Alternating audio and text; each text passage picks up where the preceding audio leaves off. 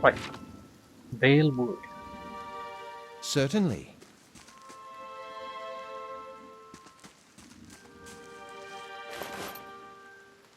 Camping supplies, leather armor.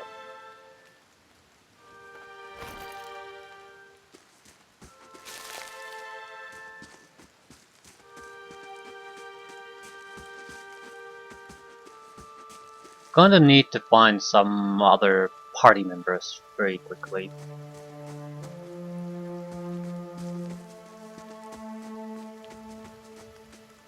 Ghost.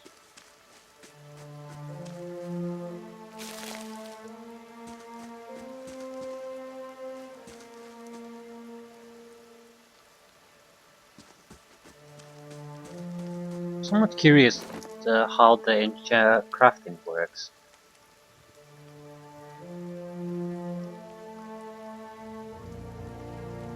Oceans scroll.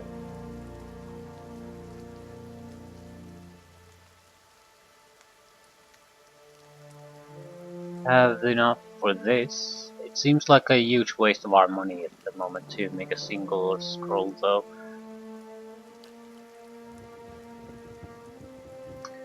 However, it seems like you can pretty much craft anything.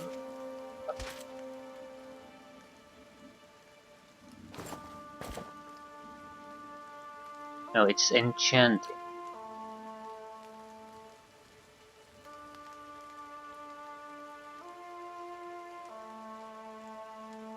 I'm hoping the game will either go into it or I'm going to go into it myself. Either way, we don't really have all that many resources now, so it's a bit of a waste to even look at it.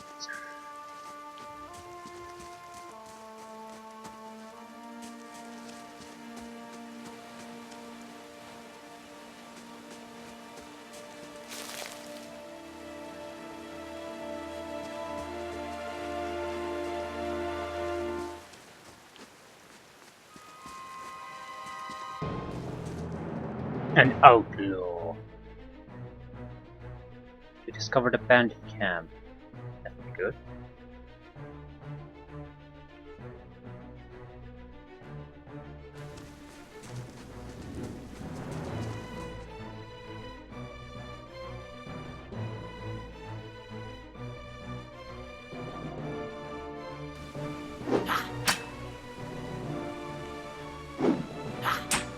Right, I don't think I'll win this particular fight. Ah, crap.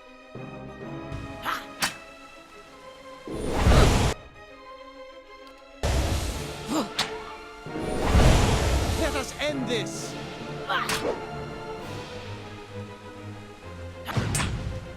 What? I'm doing 1 point of damage.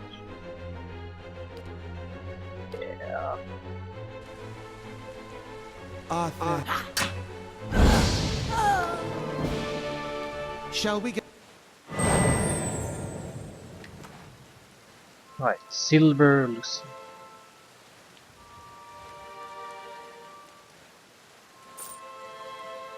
Gold Rot 2. Some kind of a narcotic.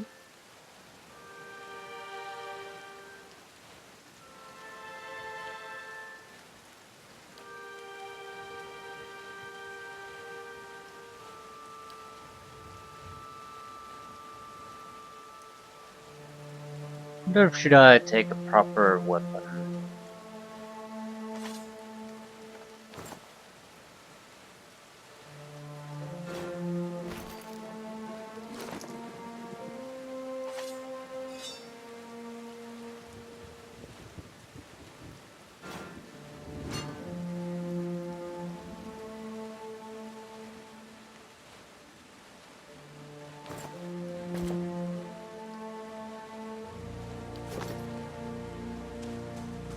When I'm alone, the wand is not a good way to do the fighting, so maybe the sword is a bit of a better option.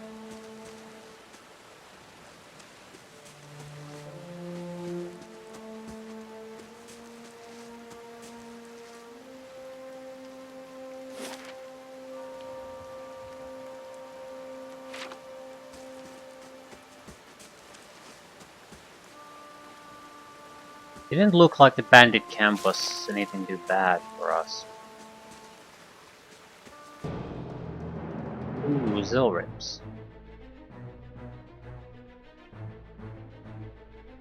Zoric camp. Well, fuck.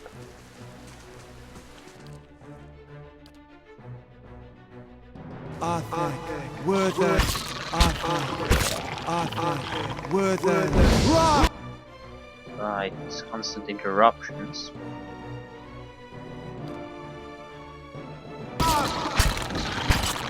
Down there. I'm barely doing anything to the Zorips.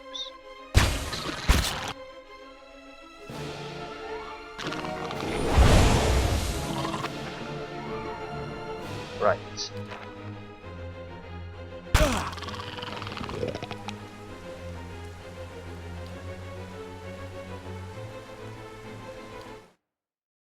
So don't go there.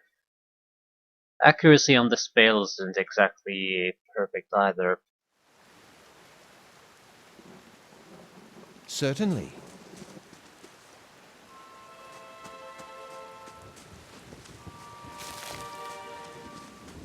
At least the people in the bandit camp seemed their cave.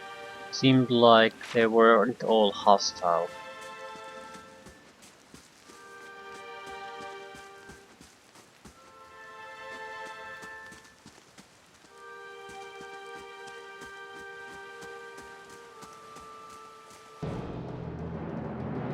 Ooh.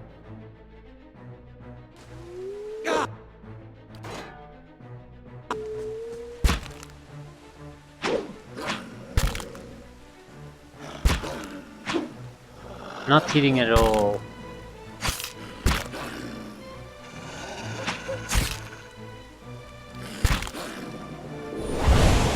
Yeah. 39% chance to hit. Yeah. Right.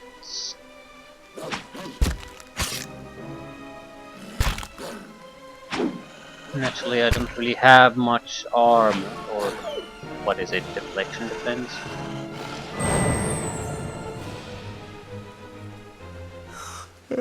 I'd welcome some rest.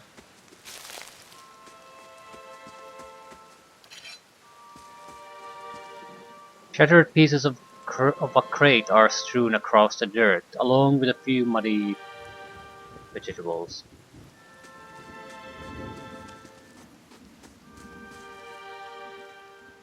Suppose we could just continue on.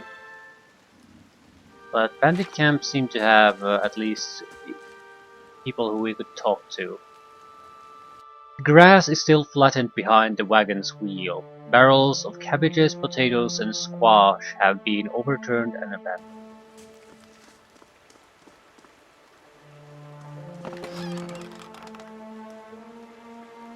Scroll of Tanglefoot.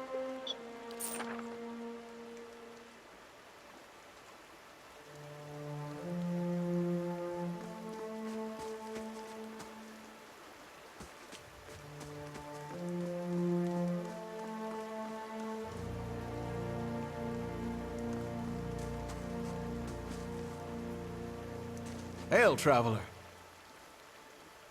This man appears to be hurriedly dismantling his camp in quick jerky movements. He looks up as you approach, his expression tense and drawn. "Greetings," he says, a little breathless. "On your way south, is it?" He wipes his brow, turning to face you. "The sooner you're clear of these woods, the better, I think."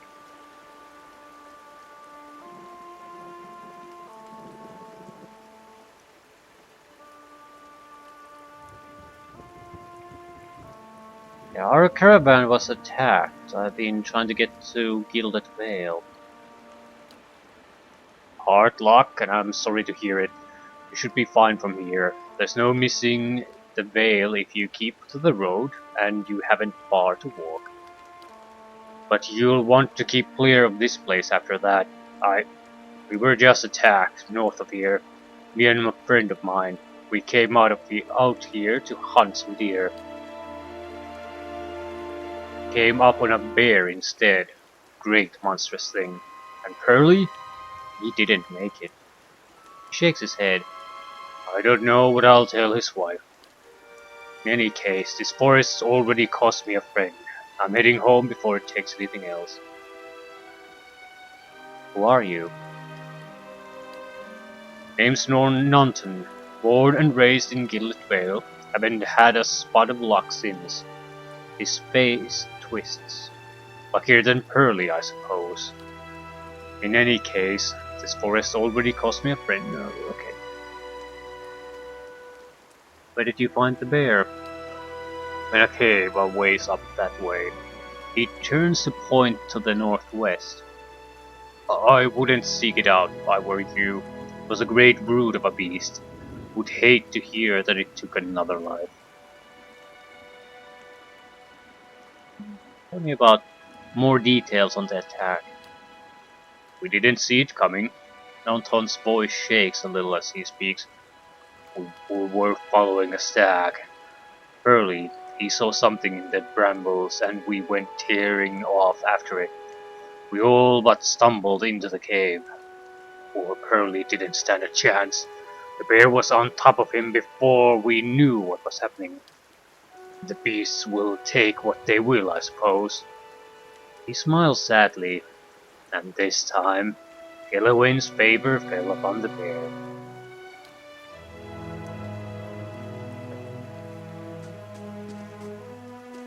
Maybe we can come back here later. Seems like a stupid thing to try to pick fights on our own here.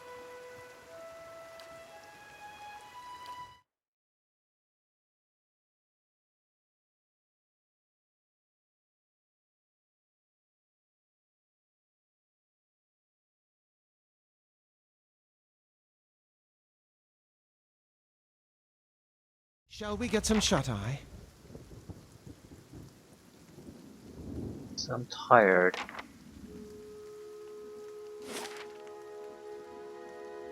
Ella.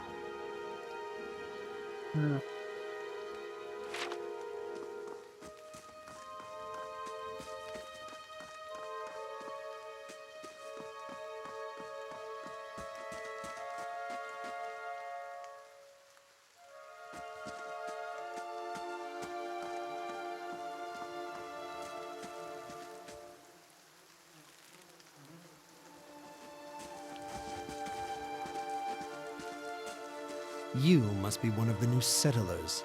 Welcome to Gilded Vale. You'll be pleased to know that we've had some recent vacancies here. He glances at the gnarled, leafless monstrosity of a tree next to him.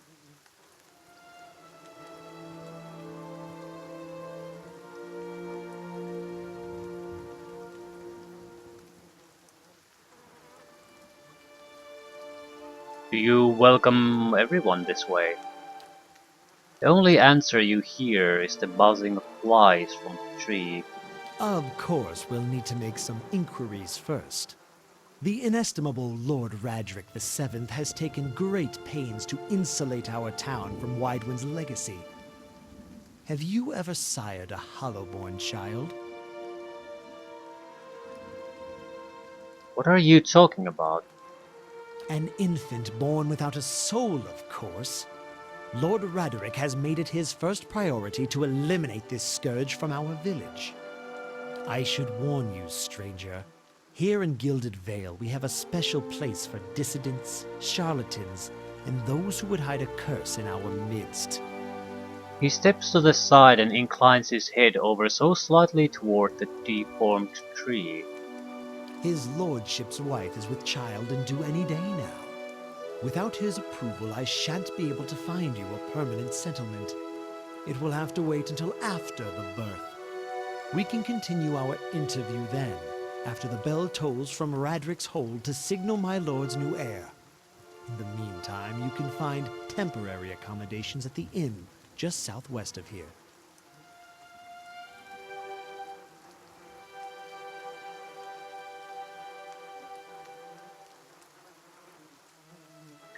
You said something about Hollowborn and Wadewen's legacy before. He blinks. I forget that you foreigners do not have this curse in your homelands. The Hollowborn have been a scourge upon the Durwood for almost 15 years now. He lowers his voice to a whisper. Children born without souls. He shakes his head. Pitiful dumb things that breathe, barely, but do not truly live. Some say the Hollowborn are a disease. Some say they are a punishment from the gods. He raises his empty hands. In truth, no one knows. But they began spreading after the Saints' War, and so the name Waidwen's legacy stuck in honor of that foul, blasphemous pretender. His voice shakes with vitriol. I see. Lord Redrick's decrees may seem strict at times, but he has our best interests at heart. He nods. If you have any other questions, don't hesitate to ask. It's important that everyone in Gilded Vale understands our rules. I'm very reluctant to uh, confide in him too much because of if they're basically hanging the locals here. Yeah, things aren't. An outsider is not going to be in a good place to start causing trouble. I do need to get this thing treated that's bothering me. Uh, I've been feeling strange ever since a close call with a Biowick. Is there someone in town who could help? Whatever your problem, it sounds like a matter for an animancer. However, the only animancer in Gilded Vale isn't in any condition to speak. He, Consider yourself fortunate. After she failed Lord Radrick, we saw to it that she wouldn't profit from the misplaced trust of others. A bad cure is often worse than none at all. so they hanged her, hang her, hung her, hung her, I think. But if you're set on finding a bottle of troll piss or a dead Audra pebble to rub on your forehead, you're welcome to check her pockets. A little corpse stink is nothing when you're digging for shit. My advice, however, is to be satisfied that you escaped and leave it at that. Hmm. Goodbye. Yeah, I don't think this is the guy to try to ask about this strange ceremony I saw. Keep out of...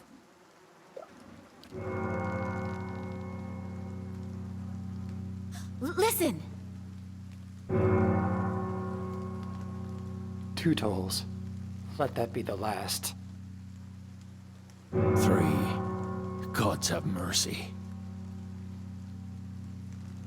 It seems your arrival is ill-timed. 3 bells toll only for the death of a Radrick. I fear Lord Radrick's heir is lost, or else Hollowborn, and so lost all the same. You should tread carefully. Circumstances have changed a great deal.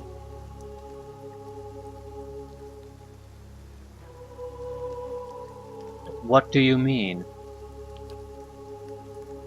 You come to us at a time of mourning. The legacy has struck at the heart of Gilded Vale. Our efforts to redeem ourselves in the eyes of Vera must be redoubled. He sets a steady gaze on you. Does this affect the Lord's offer to new settlers? I can be sure of nothing right now. I advise you to get some rest. The inn, or a stable for all I care. Find me afterwards. I will know more soon enough. Right, so we have to be very careful here.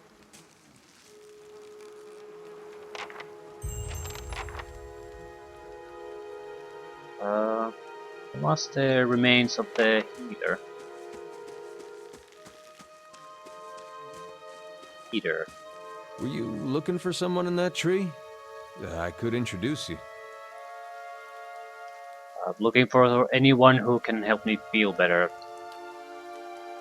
He gives an understanding nod as he takes a long drag from his pipe. My condolences. He exhales and turns his attention away, watching the village around.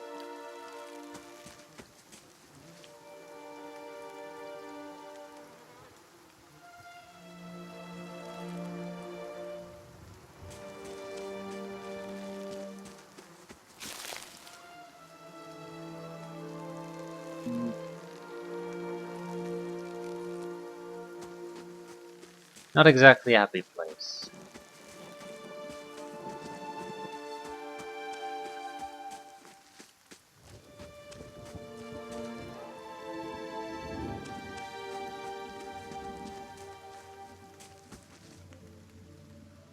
You see 4 people gathered by the door to the inn.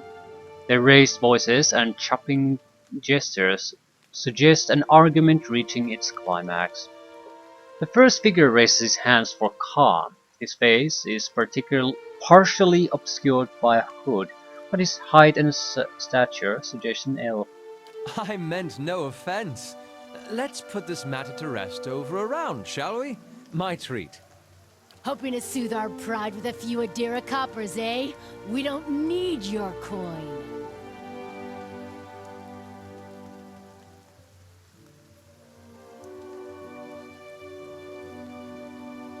Say nothing. Not yet. One of the other men glares at the hooded elf. His eyes are red from drink, but his gaze is focused. You got a lot of gold mocking us in our own village. We don't take ill treatment from foreigners, especially not Adirons. Go on. Say it again. I'm itching for an excuse. Why, you're itching for the kindling touch of your sister, you cocksfeather! Okay.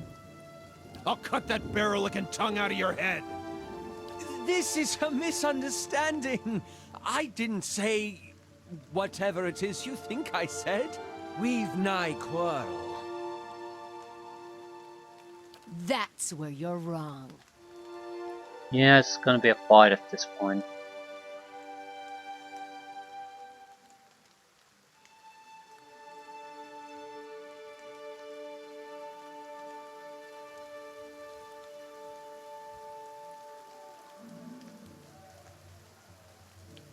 I'm not sure I would all want to get involved. I mean, clearly there's something wrong with him. He seems to be placating them at the same time insulting them. But I wouldn't get involved. I mean, it's not like they're trying to pick a fight with him without a reason. Yeah, I'm staying out of this one. They round on you, their eyes full of scattershot rage. Oh no you don't, foreigner. Right. Not a lot we can do, so let's do the little we can.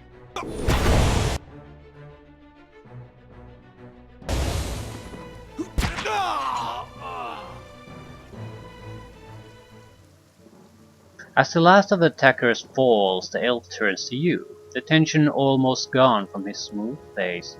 Not quite how I hoped to get to know the neighbors. Thank you for your timely assistance with that awkward situation.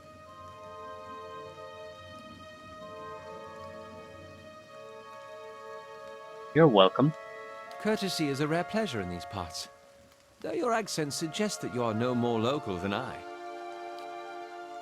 He straightens his hood and you note the remains of fraying embroidery on his gloves.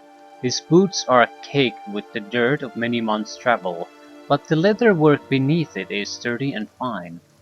Well, I suppose introductions are in order after that little fiasco. Aloth Corvisor, at your service.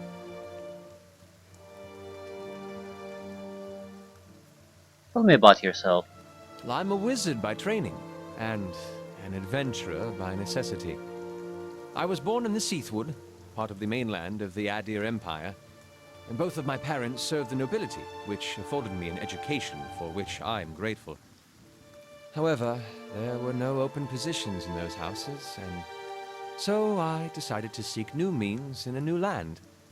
And how exactly did you come to be here?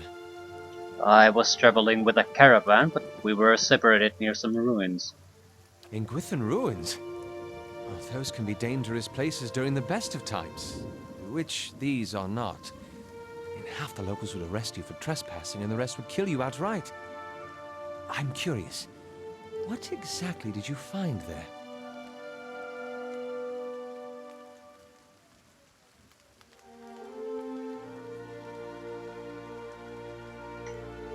Hmm.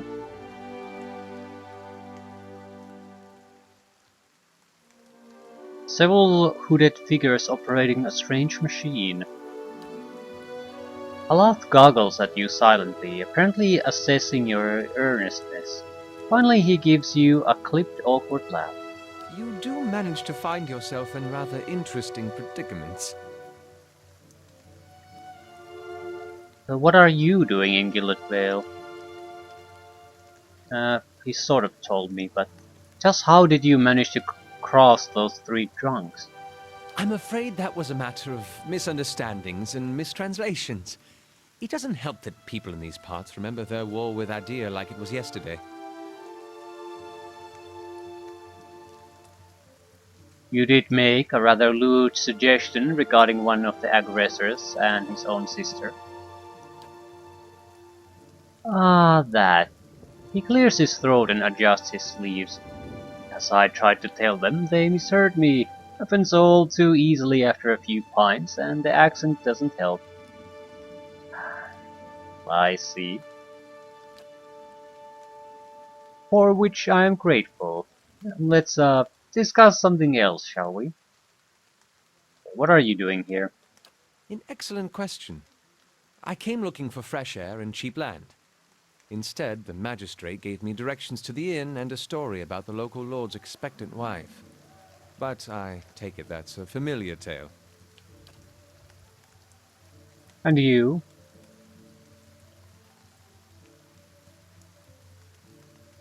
Hmm.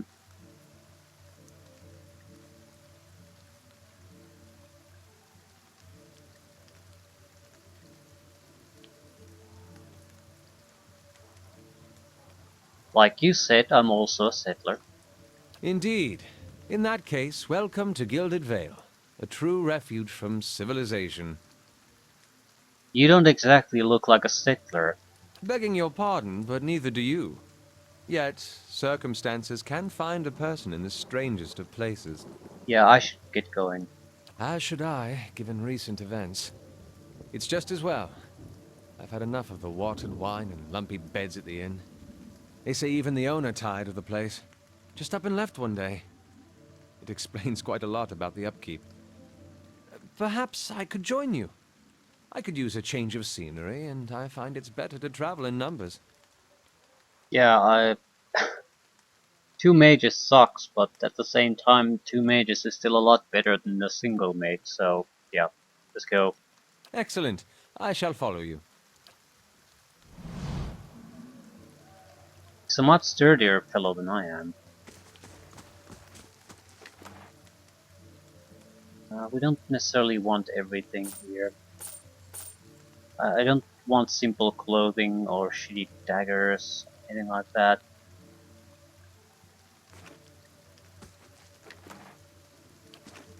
Let's take the money.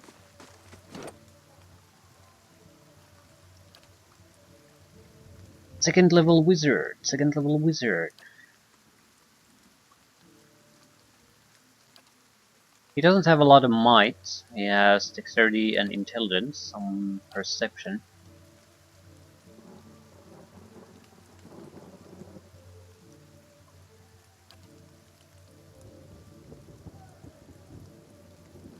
Right, what exactly are the spells you know? He has Arcane Assault, Distant Advantage. I think that's a Elven thing. Archimer's Dazzling Lights, that's a Daze effect. Fan Flames, that's what we have. Sunless Grasp, I think that's a Cold Attack. Minor Missiles, Wizard's Double. A bit of a different selection of spells than me, so that's actually a nice thing.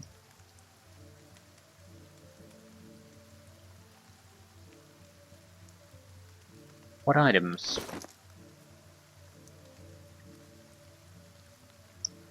Alot's leather armor. Unique, medium armor. Cape, hood, and Alot's grimoire. Also a scepter and a rapier. I give him a shield.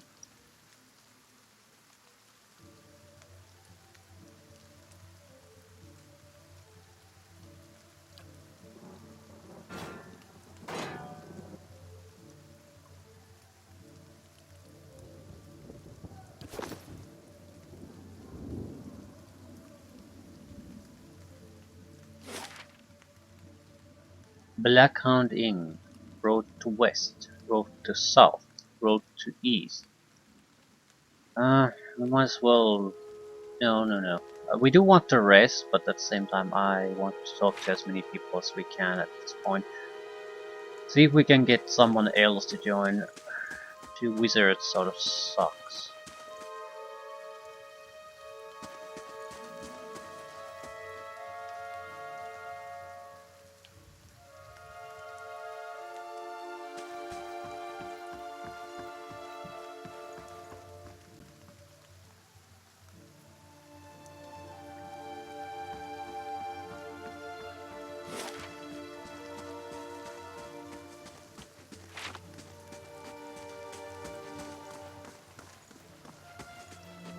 Windows are clouded with the haze of accumulated smoke and cooking grease. Blackhound Inn.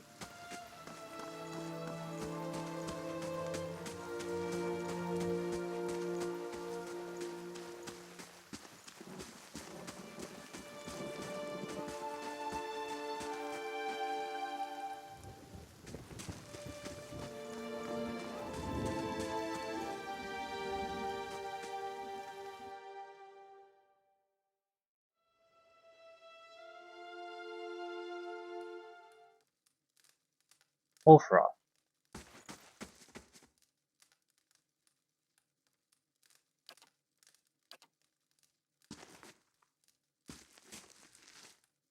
A dark wooden woman is standing in front of the fireplace, humming a quiet tune to herself, or perhaps to her unborn child, for she is clearly quite pregnant. She turns her head slightly as you enter. Good day to you. Well, finally, I was starting to think. The woman makes a startled noise once she turns around and sees you. Oh, I'm sorry, I was expecting someone else. She gives you a cautious smile. Can I help you? Uh, I just arrived in Gilded Vale. I thought I'd like to get to know the locals. Were you with one of the caravans? He looks at you hopefully. Master Ordemas, by chance? Why do you ask? My sister Kaliska is traveling with one of the caravans. She sent a letter before she came.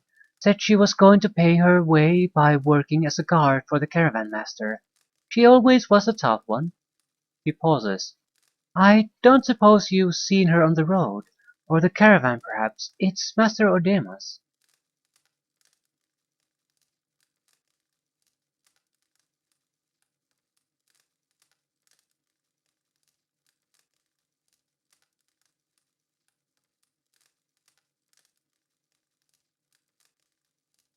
How to break the news.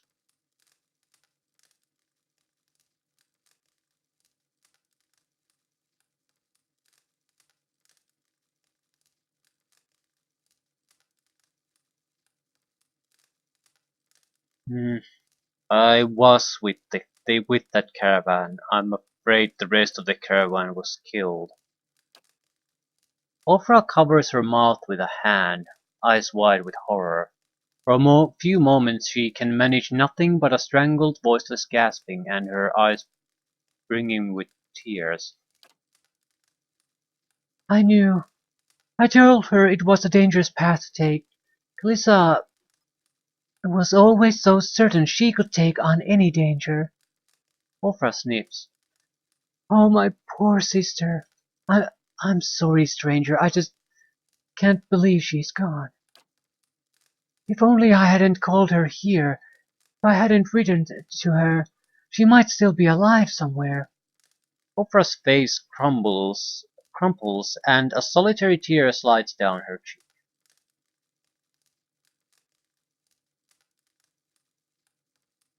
Calissa mentioned that she thought you needed help. Perhaps I can provide some assistance. Oprah looks at you with some surprise before dabbing at her nose with a sleeve. That's kind of you to offer, but I don't know if I could impose this on you. It's not a small favor. Oprah wipes at her eyes. I, I'm worried about the baby, about the legacy. I told Calissa as much as I could, but all I know is that for a long time now every child born in Gilded Vale has been soulless, empty. It happened to so many mothers, and Lord Redrick is exiled all of them, calling it a sign of the gods' disfavor. She sniffs. With my Hathord gone, I don't know how I'd manage if I lost my home too. I hoped Calissa would help me. They say Ranga, the old midwife, knows a way to prevent a child being hollowborn, but she moved south to Anslog's Compass 2 seasons ago. The journey is too far for me. I can't make it as I am. But I don't have anyone else now with Calissa gone. More tears run down her face. Please, can you help me? Yeah.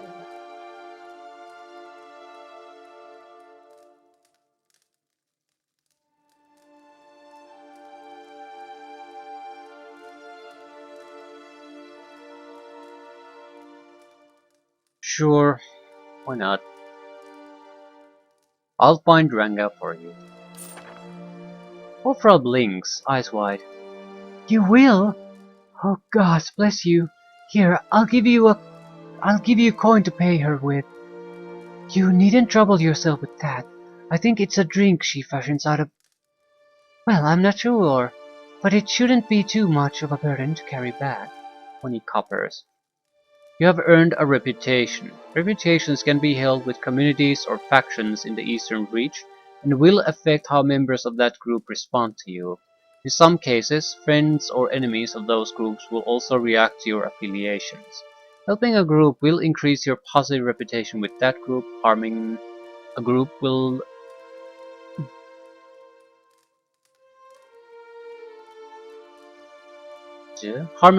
increase your negative reputation. It is possible to have a mix of positive and negative reputation with a group if you help and harm them in equal measure. Anslag's Compass is what we call the lagoon to the south. You'll have to cross the wilds to get there. That's what keeps me from trying it myself. She clasped her hand together. Thank you again, truly. You'll be saving us both. She sets a hand on her stomach, smiling through her tears. I'll talk to you again.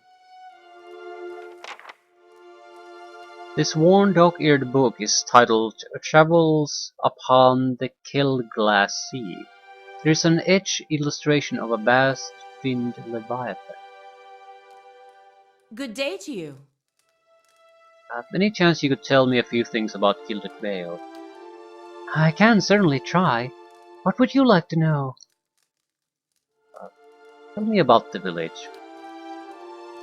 Let me think. We're farmers, mostly, but there has always been work and opportunity for people coming in from elsewhere. In the old days, at least. The Black Hammer Smithery has been here for a long time. That's Tuatanu's place, south of the mill. And then there's the Black Hound, just way south of here. She sighs, trailing off. I have to admit, I don't go out much anymore, with that horrible tree out there. Things aren't like they used to be, but I don't have anywhere else to go. Whose lands are these? The Radrick family has held title over these lands for generations. Their keep is northeast of here, past the Eastern Wood. She holds up a hand. I wouldn't go near mine. He doesn't see visitors or petitioners, not these days. Some people say that, well, that there are some bad seeds in that line. A weaker soul. Maybe that's why. She hesitates. Well, never mind. I'm sure Lord Redrick has his reasons. Right. Probably shouldn't loot her house. That's just impolite.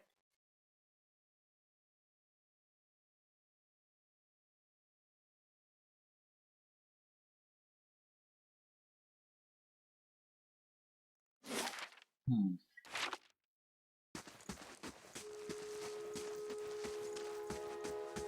Ooh. Who named, guys?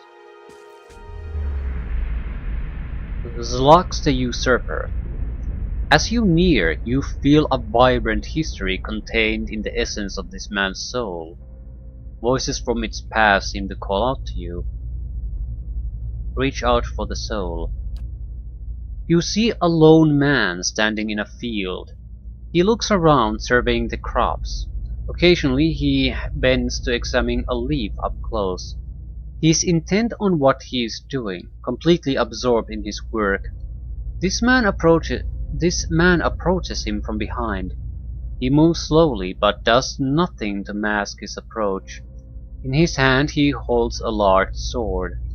There appears to be no malice or hatred in the man's demeanor. He almost seems pleased. First man hears his approach and stands, turning away from the plant he was inspecting. His face breaks into a smile and he opens his arms to welcome the approaching man. The smile freezes into a grimace as the second man thrusts the sword through his stomach, its blade now protruding from his back. His arms slowly fall to the side and blood starts to drip from the sword onto the plants below the men. As the first man crumples to his knees, the second pulls the sword out, a tear slowly falling down the cheek of his still smiling face.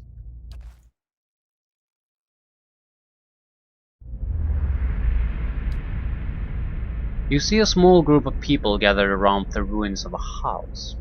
Destruction continues out from the single dwelling, though through the entire village. Not a single building still stands, rubble is scattered everywhere. One of the men in the group leans over something in the debris. It is this man, younger, barely more than a boy. The man reaches out and shakes the boy by the shoulder. The boy makes no sound and doesn't respond to the man's disturbance. The man looks up at the other members of the group and shrugs, standing to rejoin his friends. The boy suddenly sits up, eyes wide. He scrabbles backward away from the group, looking around in horror. The group moves toward him in unison, eliciting a yelp from the boy who tries to move further away. A woman in the group puts out her hand, stopping the rest. She turns to them reproachfully, motions for them to stay, then looks at the boy on the ground, who is trying to push himself through what remains of a wall. He seems unaware he has even stopped. The woman slowly moves toward the boy, hands out, speaking in a low, calming tone. For a time the boy doesn't even hear. He just closes his eyes and braces himself against the wall, expecting violence. Eventually the woman's words work through the fear and he hears her. He opens his tear-filled eyes and stares at her. She holds out a hand to him. He looks at it, seemingly confused by the offer, then hesitantly reaches out. She takes his hand in hers and leans down to help him stand. So we get some kind of a preview from their past.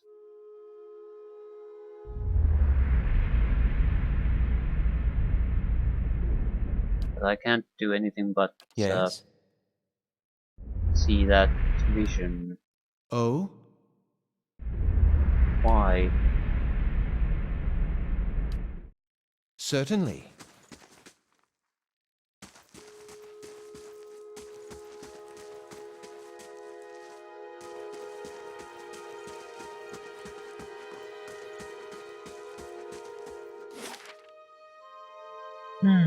Temple of Eothas.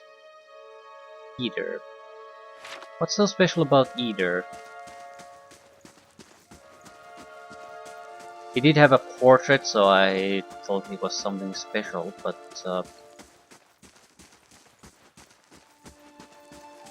didn't seem that important initially.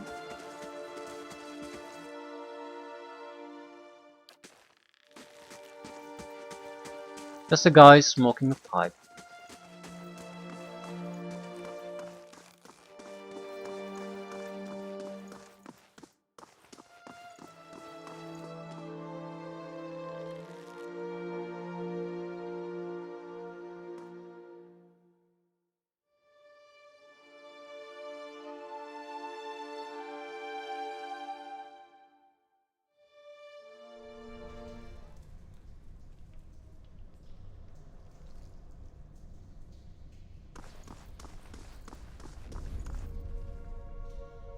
A man lies resting against the wall, lit by the dim illumination of the fading sconces. He has a gaunt, fox-like aspect, and his face is pale and damp with sweat. One arm is held loosely against his side, sleeve soaked with blood.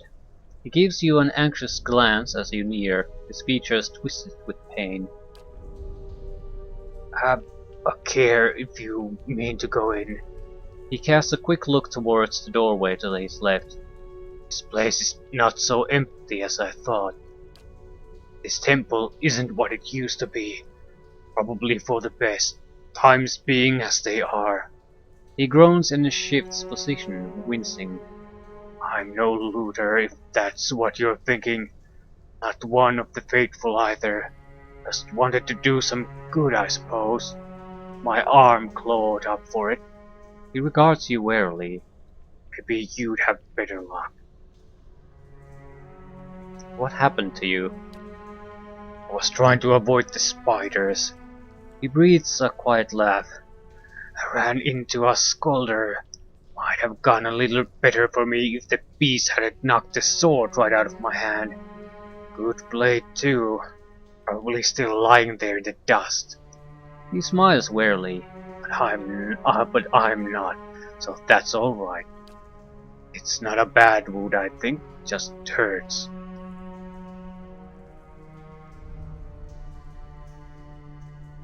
What are you doing down here?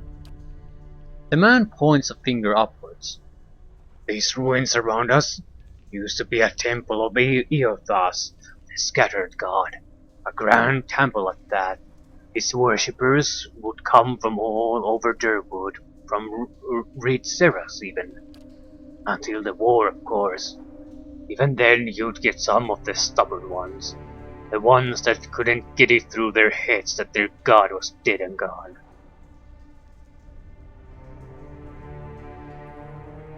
Go on. Once the legacy started, Lord Redrick decided he'd been too lenient on the Eothasians. He had his people go in and put them to the sword, left them down there, buried under a heap of rock. After that, Redrick ordered the temple sealed. It's been years like that, up until recently. Lord Redrick hopes that if we rededicate the temple to a living god, then we'll be forgiven, and the legacy will end, see? He smiles wryly. But until then, the temple is, as you see it, unguarded. That's where you come in. Burton licks his lips.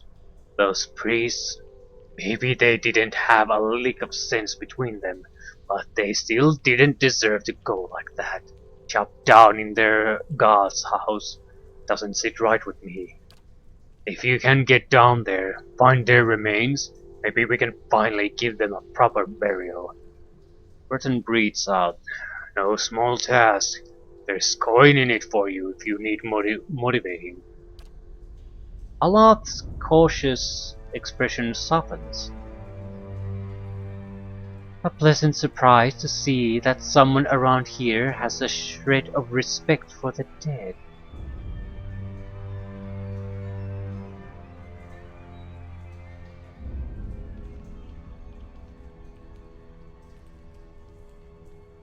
I take it you aren't supposed to be in here.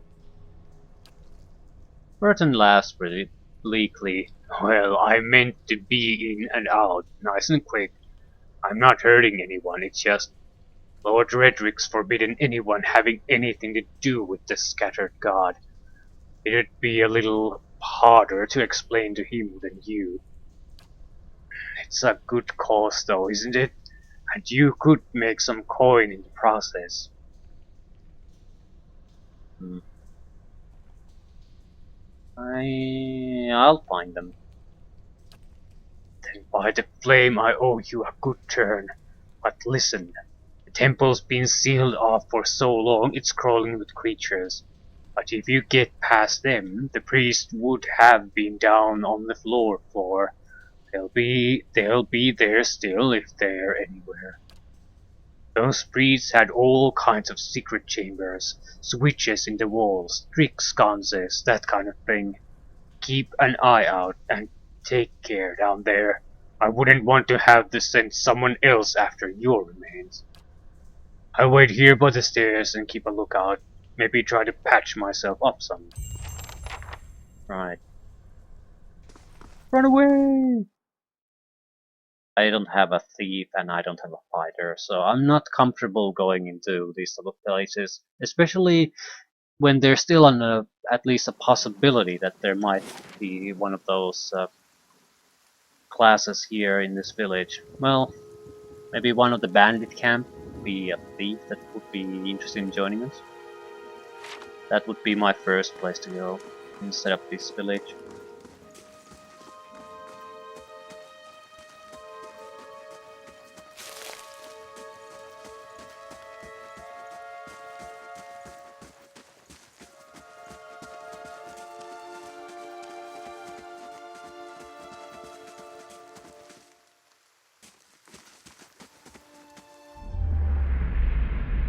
Ronin Teronian.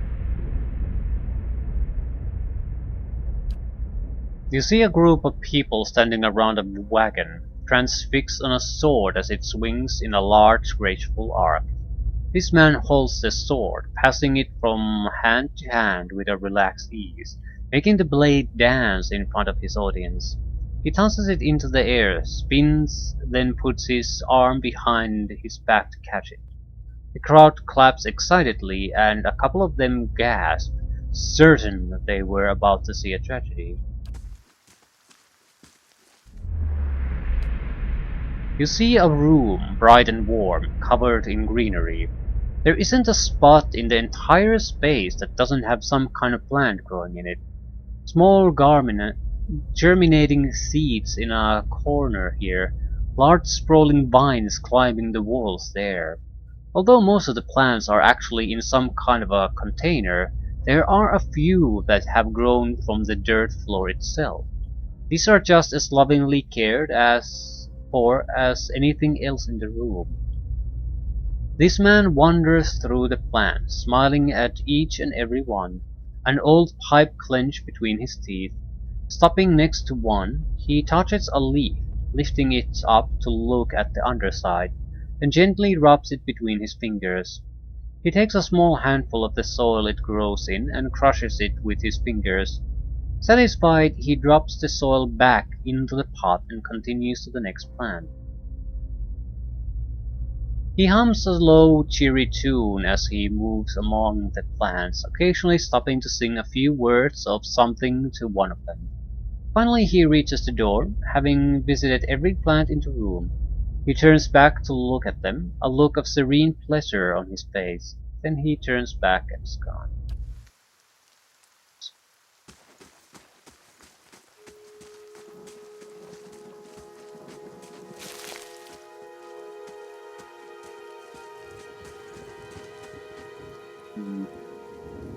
Despite the rains, the stalks feel as dry and stiff as a locust's husk.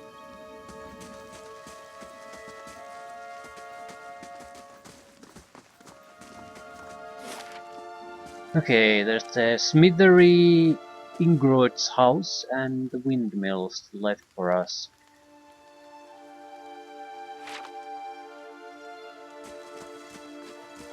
Maybe some random villager or two.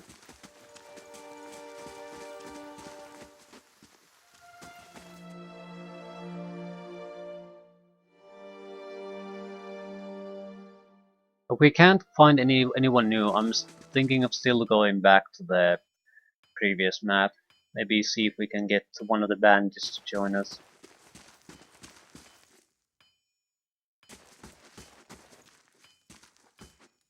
Tinted and dull, these swords look ready for the forge.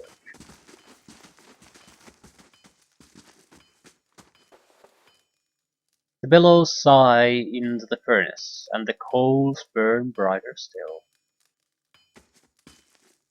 3 guys here.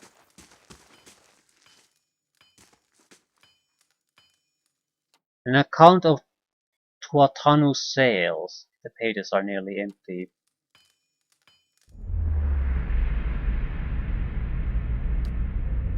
You see a man crouching, surreptitious and alone, a series of untamed shrubs all that hides him from the vision ahead.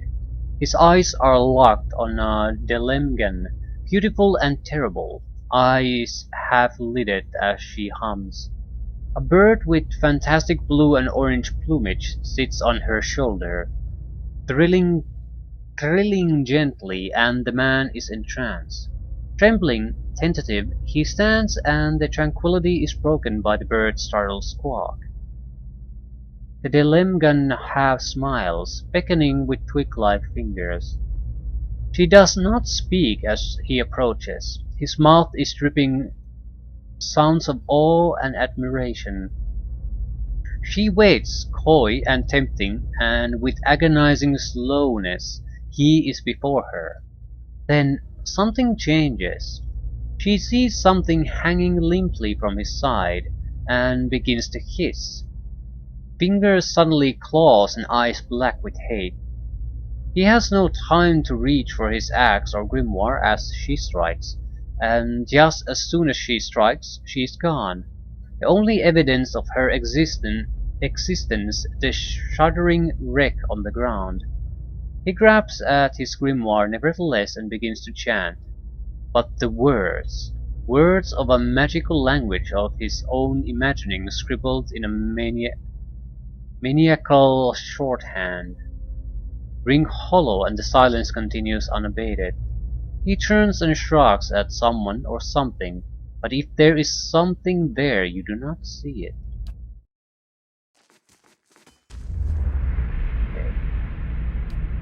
You see a group of adventurers surrounded by a crowd of attacking Saurips. This man is with them, seemingly unconcerned by the battle, even detached from it as he stands in the middle of his comrades, chanting, his expression bordering on elation. His voice is powerful and deep, booming out across the combatants as a rich counterpoint to the chaos of their fighting. With every phrase the battlefield changes. His allies glow with a pulsing blue light, freezing the Zaurips that surround them.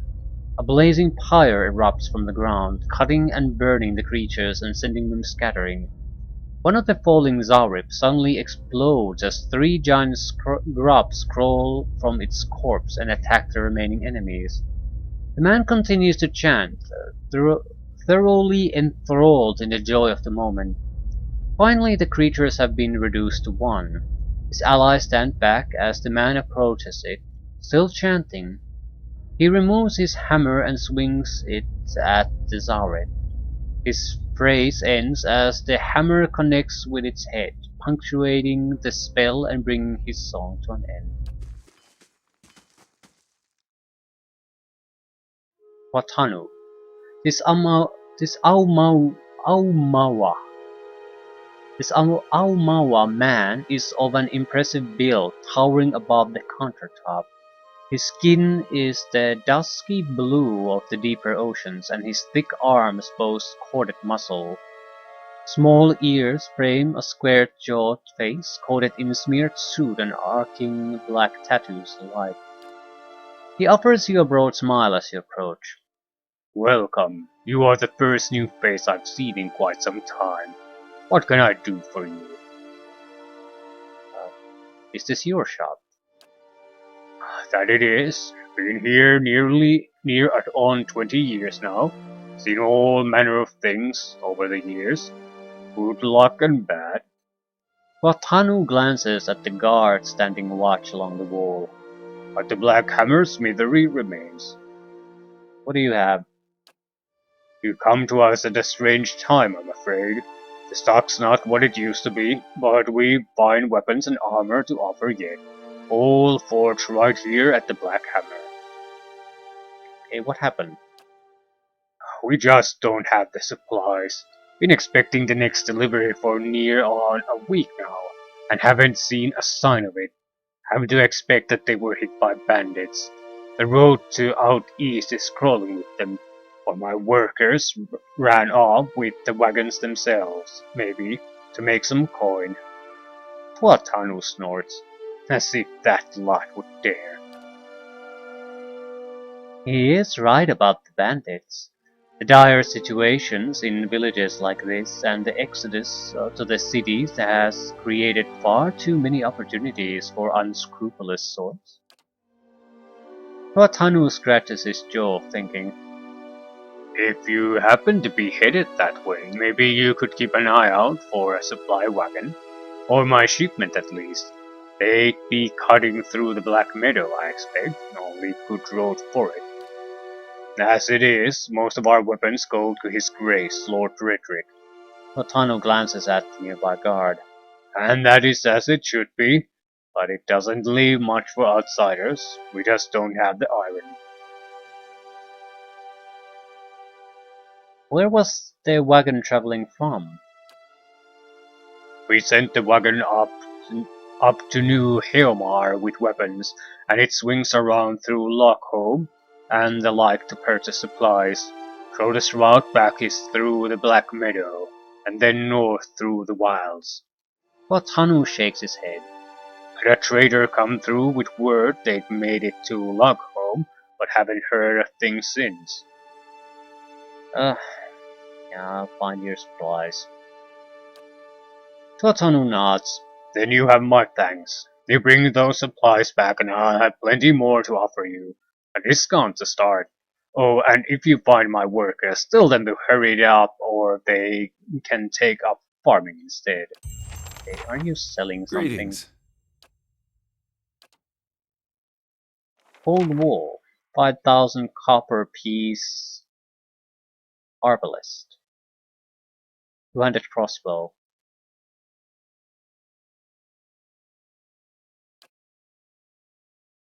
Gina's land. 6,000. How much money do we have? 207 copper pieces. Yeah, we're not gonna buy those. Can't really afford anything anyway. Not sure what I would like to buy. Only usable by Paladin. Small shield.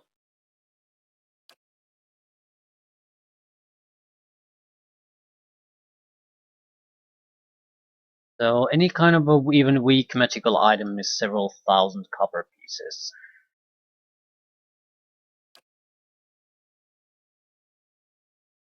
Bronze horn figurine. Summon animals. Rope and a grappling hook. Can be used to anchor a rope to locations that may be hard to reach by foot. Though often used to scale high walls, they have many potential applications. The usefulness of the rope is limited only by the imagination of the adventurer carrying it. This is a pry bar.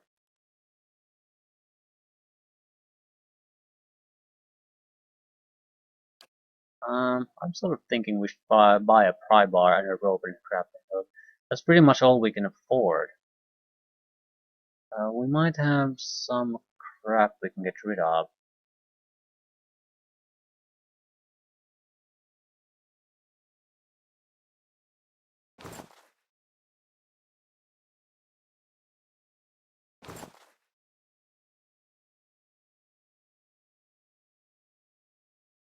What is wolf hide used for? I have no idea.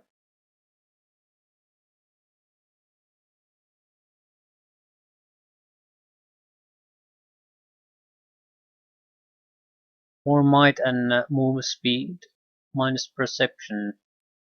You crash after a while. So basically a narcotic or a stimulant at least of some kind. Hmm. With the grappling hook. Ooh, no, not that. Pry bar. I'd have to sell something to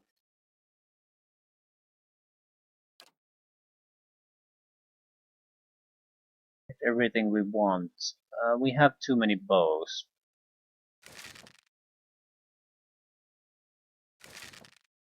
Don't see why we would need these many hatchets.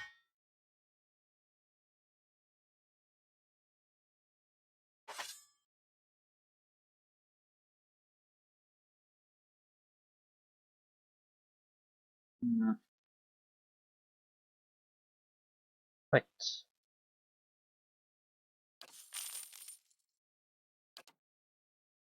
So, we got a few thieves' tools. Still lacking a thief though, but those might prove to be useful. And we're pretty much done with the city for now.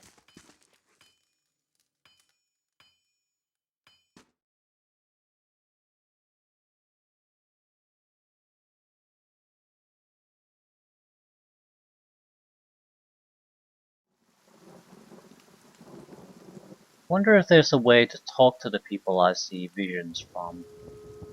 Seems like I'm just if I just go close to them, I'll see the vision from because of their soul, but I can't even talk to them. I'm not quite sure what I'm supposed to do with the information I'm getting.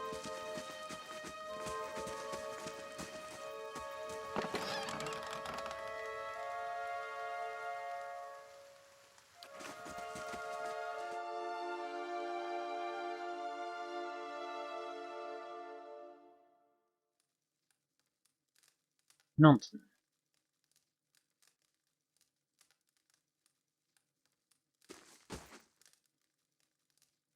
Ingrid.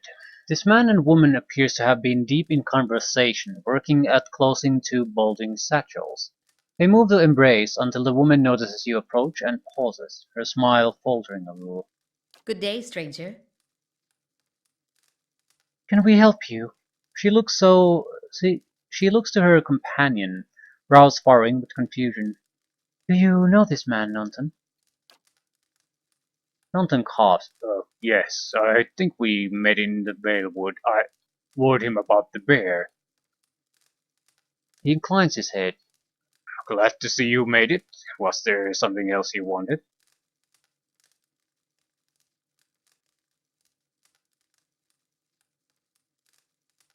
You two seem to be in a hurry. Yes, I imagine so. We're packing for a trip, actually. I've been meaning to visit Defiance Bay, and he looks at Nonton. Well, in truth, I think I've had my fill of this town. So,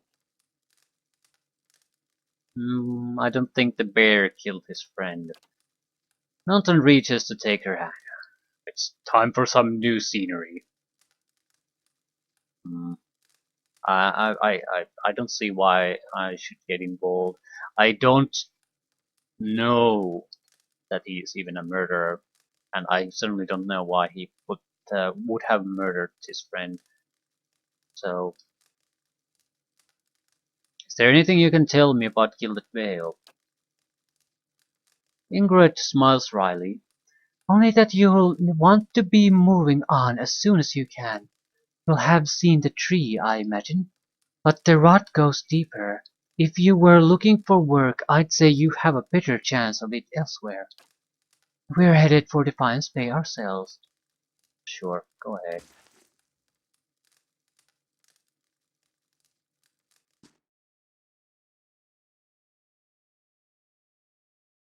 I would imagine the likeliest place to find an extra guy would be the inn. So that's why they try to funnel you there. Ah, there's a little windmill left. Mushrooms. Leave the mushrooms. This doesn't appear to be anything, but you can enter it. So some kind of abandoned building maybe?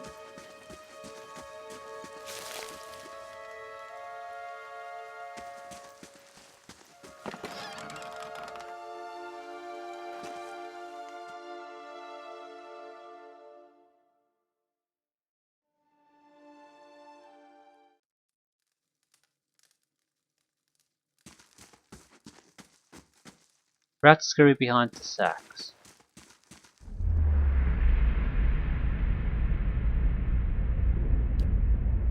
You see a crowded marketplace, vendor stalls lining the road, their proprietors' voices calling out to passers-by to come sample their wares. This woman wanders through the throng, scrolling hand in hand with another woman. They peruse the vendor's goods, staring at a book merchant with a number of old and beautiful tomes, chatting with one another about what they see. One will pick up a book and show it to the other, who will take it, comment on it, and place it back on its shelf. Then the first will snatch up the book again and quickly pay the merchant before the other can snatch it back. They walk away from the market weighted down by packs filled with books, still hand in hand, standing close, comfortable and familiar with each other. As they pass down a somewhat deserted street, an object suddenly hits the woman in the chest and bounces off, rolling away toward one of the buildings. The woman stop and look at the object, an apple, and then back up at the person who threw it. There's nothing special about him aside from the angry look on his face and the two other apples he holds. Before either woman can move, the man draws back and throws another one at them, this time hitting the second woman in the forehead. He yells at them, something derisive and hateful, something about a legacy and about responsibilities. The woman raises her hand to her head and wipes the juice and bits of fruit from her face and stares the man down defiantly. The first woman squeezes her hand and puts the other on her companion's shoulder, attempting to calm her down. The other woman pulls a book from her pack and holds it before her, muttering under her breath. She pulls her hand free and waves it above the book, an aura forming around her. The first woman is still trying to calm her down, but all she says goes unheard. The man, uncaring of the events happening in front of him, draws back and throws the last apple. As it arcs through the air toward them, the second woman brings up her hand and points at the apple. A glowing orb of energy flies from her hand and strikes the apple, causing it to explode, raining bits of apple down on the road and buildings around them. The man's face changes, anger joined by fear, looking like he's trying to decide if running or attacking is the better course of action. The second woman has started chanting again, her hand glowing, her eyes narrowing. The woman steps in front of her, placing herself between her love and their attacker. She touches her face, gently stroking it while whispering calming words. A kiss. The woman's countenance changes. She calms, her eyes softening, her lips regaining the lost smile. The first woman smiles again as well and kisses the other. "Wizard scum!" the man behind them says, and the two women turn to face him, staring him down defiantly. They join hands and begin walking again, moving past him without so much as a sideways glance. Can I really talk to these people somehow?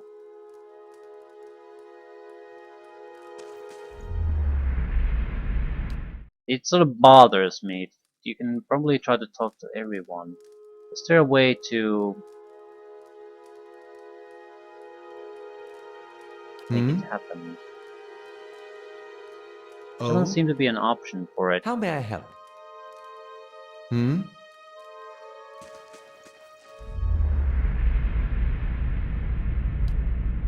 You see a key turn to get gently, steady, and hear a ghostly click as the door swings inward. Two figures slip in, locking the door behind them, and begin their prowl. Their hunt is efficient, and it takes them little time to acquire a sizable collection of documents in oddly shaped velvet pouches. Quick hands fill pockets, rucksacks, bags. The door opens downstairs and everything freezes. Footsteps, a tired giggle. The thieves are all eye whites and short breath as they empty their pockets of all but the necessities. Anything noisy hurriedly replaced. Silence from downstairs, then tentatively step up the staircase. A voice calls out. One thief creeps forward, the other gesticulating wildly for him to return. He continues forward, crouching by the banister. He sees a gaudy shoe and shoves. The woman falls with a cut-off scream, rolling lifelessly on the floor below.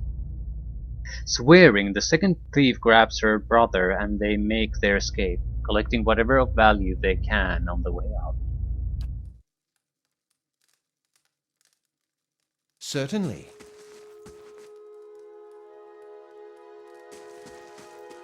God damn it.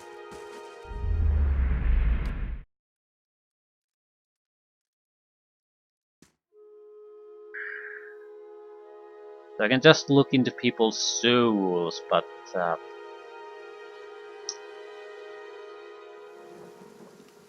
nothing. Doran Chamberlain, Rudolfir Nectore. Ah, fuck.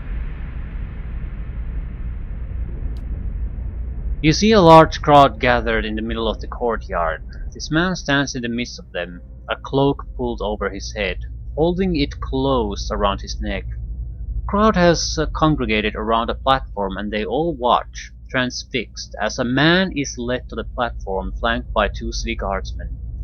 The man is shackled hand and foot but carries himself as a nobleman, not deigning to even glance at the crowd.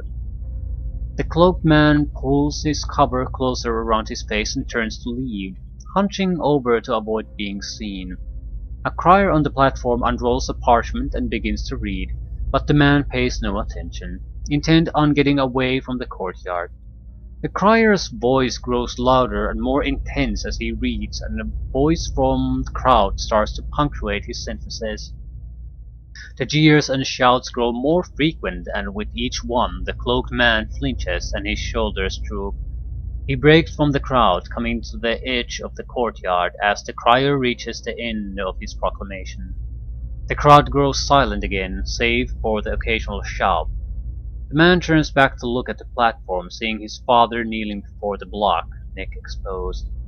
The executioner moves into position, lifting his axe to strike. The man turns suddenly, unable to watch. There is a wet thunk, and the crowd breaks into cheers and applause. He leans against the wall, regaining his composure, then straightens up. With obvious resolve, he strides off away from the crowd and his legacy. You see a pair of immaculately polished leather boots and an impeccably maintained goatee. Their owner, a slightly hook-nosed man with a wicked grin and narrow eyes. He bobs his feathered hat at a nearby merchant as he ambles by, a small piece of parchment held tight in his fist, ink staining his fair fingers. He seems to know most of the merchants in the market, stopping to engage some, nodding at others, and even bartering for minor goods with a select few, always smiling, laughing, and exchanging jibes. He approaches a heavy-set Aumawa, smile plastered stiff across his face, and jokes about the weather. She jokes back, subtly palming him several gold coins. When he walks away, the paper in his hand is gone, and the smile on his face far more genuine. He tips his cap at her, winking, and trundles off with a new spring in his step.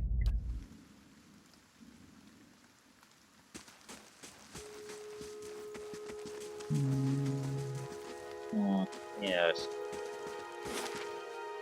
Right.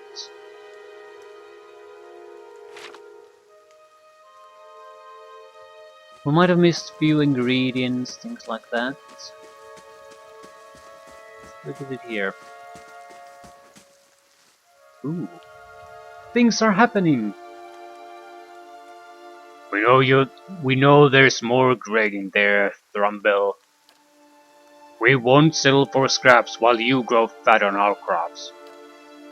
A muffled shouting emerges from inside the mill. The first of you drunkards comes through that door gets a shot between the eyes. Gods hear me, Swainer. I'll put you down like a dog. Come away now, lads. But we'll be back, Thrumbell, and we'll have fair prices, and by the flame we'll have a reckoning. Against the grain. Ah.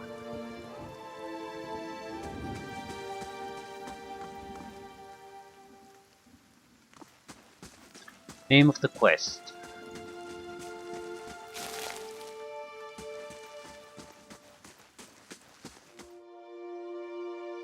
So what's going on? I did notice some problem with the crops.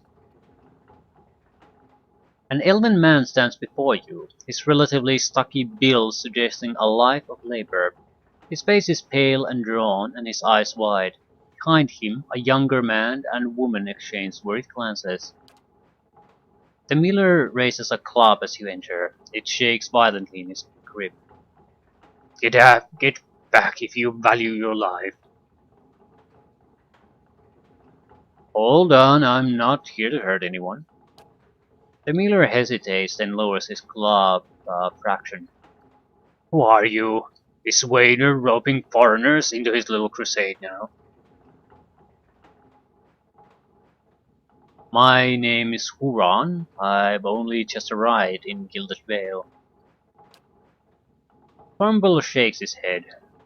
You picked a bad time to come visiting. Gilded Vale's had all its shine scraped off. Just a big dung heap now, and Swainer thinks he's king of it. They're all of them mad. What was all that ruckus outside? Thornbull shakes his head. Where to begin? Swainers whipped them up into a froth, going on about the grain stores. Claims I've hidden away most of it. All I do all I do with the grain is sell it. I can't create it out of thin air, and I can't hand it out for free. I pay the farmers for the crops they bring in, and I sell what comes out of the mill. Most of it goes to the Black Hound on the west side of town for ale, and Swainer and his lot sure don't mind that part. You take a look at the fields on the way into town. The crop's blighted, and most of what I'm getting from the farmers. Rumble gestures to the sacks and containers. It's gone off, rotted through. I can't pay top prices for blighted wheat, and I've barely got enough food grain to go around. Swainer's howling after things he has no right to.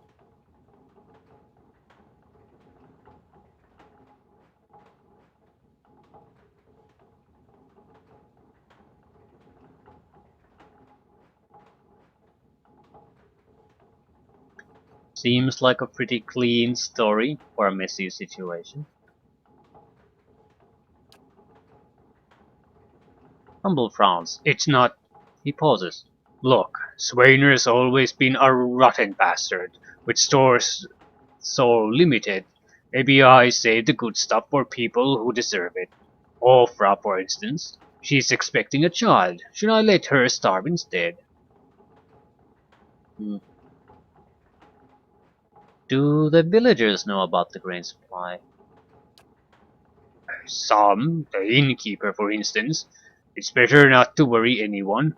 I'll be trading for supplies soon enough. We can just keep things calm until then. We'll be in the clear. The innkeeper. I wouldn't drink the ale, is all I'm saying. Maybe I ought to go and have a talk with Swainer then. The miller all but sags with relief. I'd be grateful if you did. He won't listen to me anymore, but maybe you'll have better luck. Tell him we're all having a hard time of it, and we'll all have to make some sacrifices. We'll be in your debt for it, if you can convince him. Feud.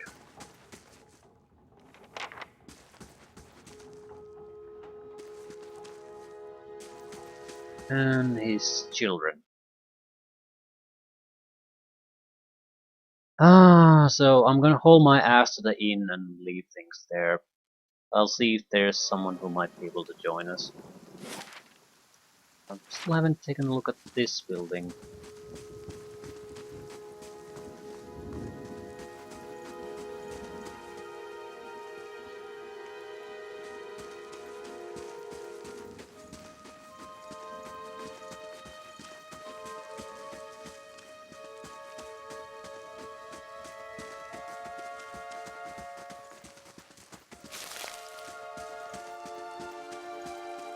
Despite, yeah, blighted, blighted crops.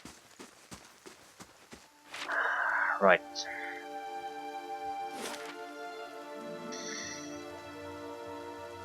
So, at least we have a companion and a couple of shitty quests. I'd like to complete. I'd like to. Well, I'd like to get a third party member, but I'm not going to try to do any of the quests in the village until I've gone back to the little forest section. It seems like that's the most likeliest place to get a immediate new companion. And I don't want to miss the opportunity, especially because I don't know how the experience system works. I mean, if is a character that joins us now going to be that level if he has the opportunity to join us, let's say 4 levels later? Because at that point, that's a huge amount of experience I'll have to compensate for. Versus if I can get them to join now, it won't be a problem. But I don't know. We'll see. I just like someone who could actually tank a little bit of physical damage. Huska. Some kind of brown slop is congealing in these dishes. It smells burned. Good day, stranger. Oh, greetings and welcome to the Black Hound Inn. The innkeeper bows her head curtly. Please, sir, please sit where you like. Would you like a drink or a room? We have 2 available at the moment. I'm afraid we can't offer much by the way of good meal today. He sighs, unless you're fond of cold porridge.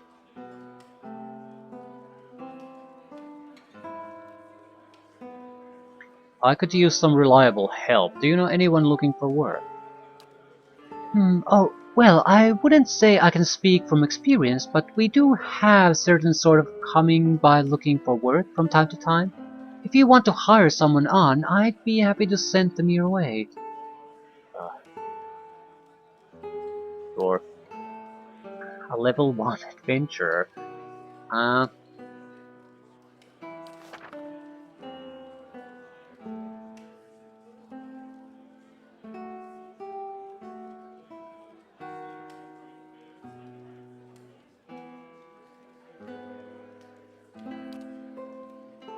beer, milk, grain, camping supplies. Retrain a character.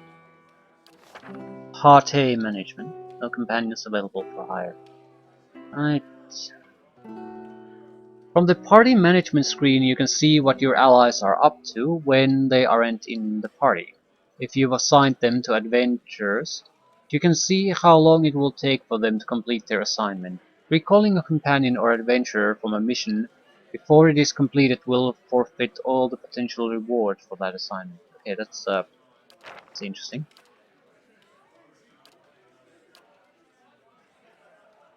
I can't afford this anyway, so it's not really relevant.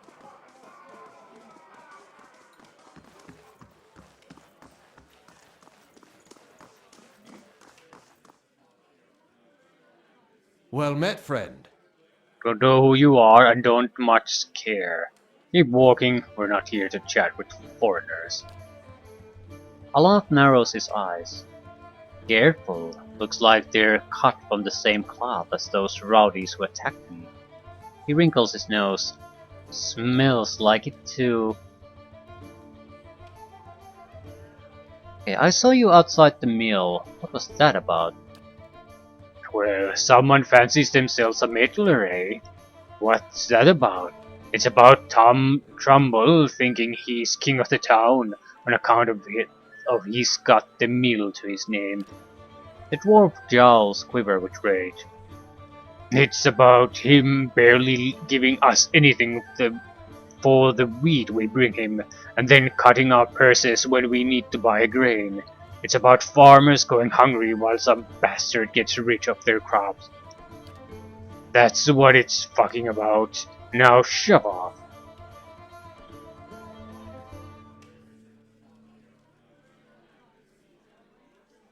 Yeah, I'm leaving.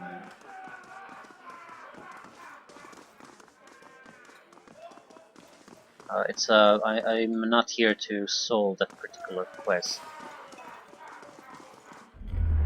Oh, for fuck's sakes.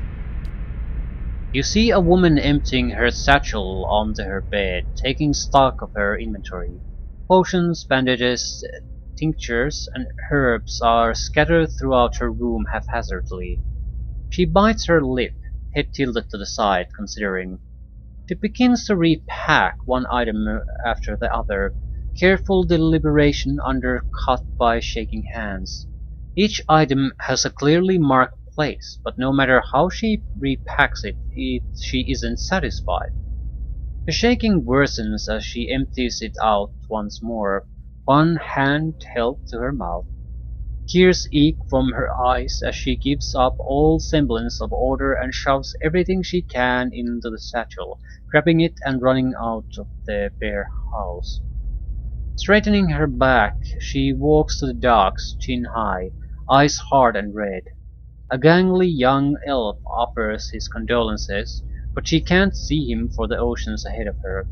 She wanders the docks, offering her services as a doctor to any who will listen. Anyone heading out on high tide.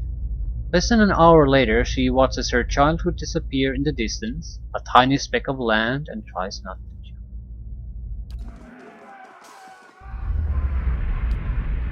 You see a group of young men standing around a makeshift practice target. This man stands in the middle of them, explaining the construction and use of a bow.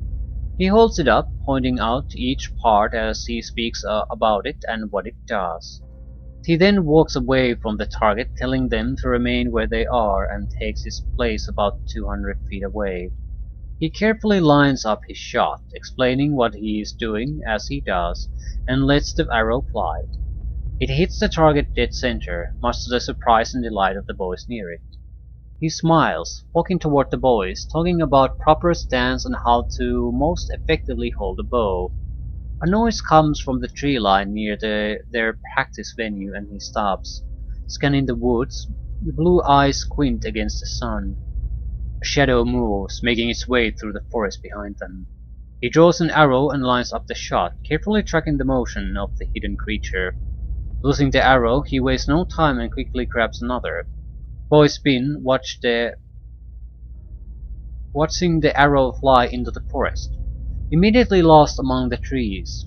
There is a sudden explosive movement in the undergrowth as a deer erupts from the tree line, running across the edge of the clearing. The boys laugh, turning the joke with the man about his lousy shot. They stop talking, seeing him holding the bow and leading the deer with a knocked arrow. They drop to the ground as he looses this last arrow, which flies true and strikes the deer right behind its shoulder, piercing heart and lungs, dropping it dead almost immediately. The boys stare at the deer for a few seconds and then slowly turn to look at the man, newfound respect in their eyes. He smiles again and breathes a quiet sigh of relief. Right, it doesn't look like we got much out of this.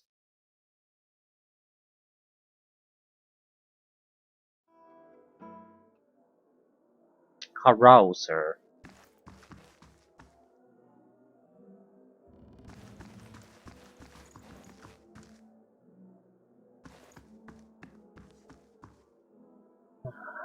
Three-man group. In the guests.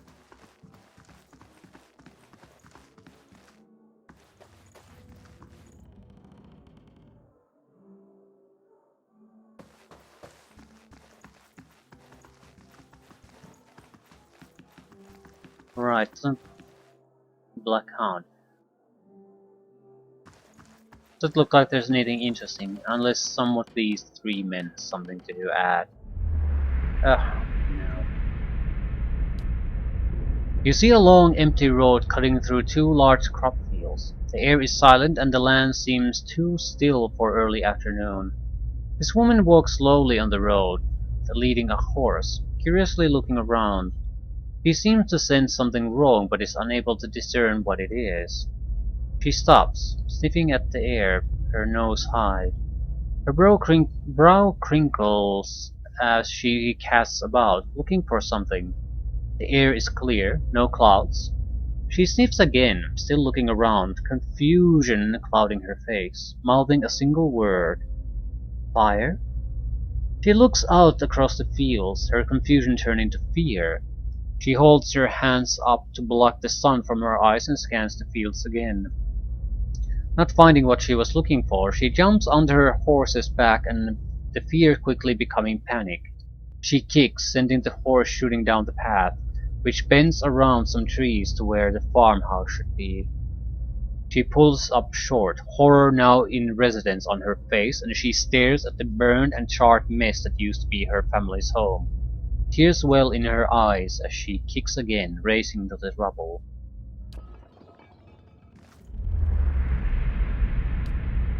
You see an emaciated boy in chains, black holes for eyes, staring sightlessly at a wall. A man in a dark coat walks in, a scroll and an oddly shaped quill in his hand. The boy glances at him expressionless, a corpse waiting for animation. The man clucks at him, disapproval clear in his tone. The boy stands, limbs hanging. The man takes the quill and begins to write on the boy's chest, copying sharp angular symbols from the scroll. The child doesn't flinch as the quill digs into his skin, drawing blood as it goes. The wizard finishes with a flourish and barks some arcane command, setting the symbol to glow dully. The boy cries out, knees hitting the stone hard, his chest burning black and red. Finally the glow disappears, leaving only hard black scars etched into his skin. He slumps sideways, twitching, eyes facing the back of the skull. The wizard grunts, kicking him on the leg on his way out. The boy lies on the floor until dawn, eyes still black like holes, the twitches growing into convulsive shakes. You see a man soar through the air, hitting a nearby wall with a nauseating crunch. He doesn't get up. His attacker, a burly, clean-cut warrior with a carnivorous grin, turns and shoves his fist into the stomach of another assailant, removing another from the impromptu brawl. The bar is a whirlwind of elbows, knees, fists, and feet, with no end in sight, and he is in his element. In the corner, three smaller men speak quietly, throwing malicious glances at the larger man in the center. He breaks a chair over a tattooed head, cackling. The trio positions themselves in three parts of the room, and with a tar's knot they charge. Unfortunately for them, the man sees them coming. Something in his eyes burns brightly, and all three slump to the ground in an agony that's all in their minds. The burly man bows to a room of the unconscious and incapacitated before sauntering out, off key whistling trailing behind him. So we got to know the city, I guess, but for the most part it's a waste of time in a way. We're seeing all these visions, but I'm not sure why. Why and what's the... Is there any point to me even getting to know them? Should I start ignoring them? Gods keep you. I just need a room. It has to be the common room. Yeah. Your sleep is restless and fevered, assaulted by hisses and whispers, blanketed with a suffocating anxiety. You open your eyes to awaken and find yourself in front of Gilded Vale's gallows tree. The creaking of its ropes growing louder in your mind until the sound is deafening. Hanging from the tree is an old dwarf woman whose face has shriveled inward like mouldering fruit. Her head hangs limply to one side. As you look at her, she looms larger and larger in your mind until she is mere inches from your face. Suddenly her head snaps up and her eyes open, and they are empty, and behind them is a vast nothingness that makes your stomach drop. Her mouth slowly parts, and with a gust of rancid air she speaks a word. Watcher. You jolt awake, the foul smell of the dwarf woman's breath still permeating your nostrils. Sweat runs down your neck, runs down your face in thick droplets, and your skin is soaked from head to toe. You remember the woman. You remember seeing her decaying face when you spoke with the magistrate. He called her an animancer. Though it fills you with a new queasy apprehension, you feel a strange compulsion to see this woman once more, if only to confirm she is truly dead.